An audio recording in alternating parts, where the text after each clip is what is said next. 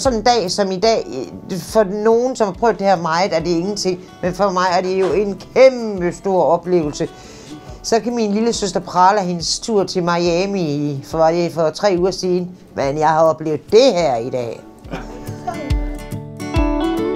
Grundlæggende så handler det om, at den her fællesskabstanke om, vi alle er en del af det samme. Og kigge på, hvis man tog nogle udsatte borgere og tog nogle kendisser og satte dem sammen.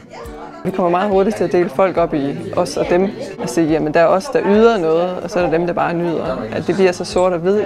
Og jeg kunne godt tænke mig at løfte debatten lidt op på et højere niveau i forhold til at sige, at man må have lidt større visioner for samfundet også. Det aller værste, tror jeg, med udsatte folk eller misbrugere, det er, at man bliver usynlig.